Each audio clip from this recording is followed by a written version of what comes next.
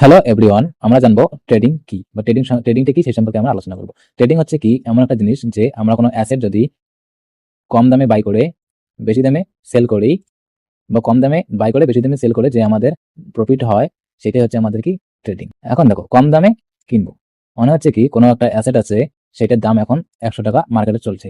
তো আমরা যদি সেই 100 টাকা এটাকে বাই করি এবং কিছু সময় পর সেই 100 থেকে 120 টাকা পর্যন্ত আমাদের কি হচ্ছে প্রাইসটা চলে গেল, তাহলে আমরা কি করলাম যে কম দামে বাই করলাম আর 120 টাকা যখন আসলো তখন আমরা সেল করলাম, বা কম দামে বাই করে বেশি দামে সেল করলাম। তাহলে আমাদের কি হবে, আমরা এইভাবে ট্রেডিং এ প্রফিট করতে পারি। এখন দেখো, বেশি দামে বিক্রি করা মানে হচ্ছে কি, ধরো এখন একটা অ্যাসেট আছে, সেই অ্যাসেটের দাম চলছে 120 টাকা, ঠিক আছে।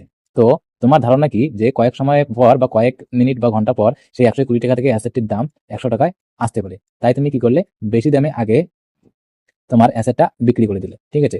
যখন তোমার দাম কমে গেল তোমার ধারণা অনুযায়ী, তখন তুমি কম দামে বাই করলে। তার মানে আমরা আগে বেশি দামে বিক্রি করে পরে কম দামে কিনেও সেটাকে সেই জায়গায় আমরা প্রফিট করতে পারি। বোঝা যাচ্ছে?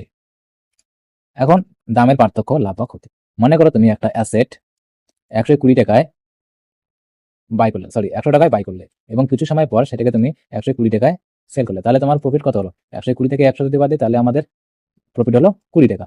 ঠিক আছে, যেরকম ভাবে তোমার ধারণা অনুযায়ী বা আমাদের ধারণা অনুযায়ী আমরা জানি যে 100 টাকায় বাই করলে আমাদের প্রাইসটা 120 টাকা পর্যন্ত যাবে। এটা আমাদের ধারণা। এই ধারণা যদি আমাদের সঠিক হয়, তাহলে আমাদের 20 টাকা লাভ হলো। এখন মনে করো আমরা যদি, আমাদের ধারণা কি ছিল যে আমরা 100 টাকায় বাই করে 120 টাকায় সেল করব, কিন্তু দেখা গেল যে মার্কেট 100 টাকা থেকে নিচে এসে আবার 80 টাকা আসলো, মানে হচ্ছে প্রাইসের দামটা কি হলো, কমলো। ঠিক আছে, তো সেইখানে আমাদের 100 থেকে 80 টাকা, তার মানে সেইখানে আমাদের 20 টাকা কি হলো, লস হলো। তো আমাদের যে ট্রেডিং এ প্রফিট ও লস দুটোই হতে পারে। তার জন্য কি করতে লাগবে, দেখো, লাভের সাথে ঝুঁকিও আছে। তার মানে হচ্ছে কি, আমরা যদি প্রফিট করি তাহলে আমাদের লসও হবে।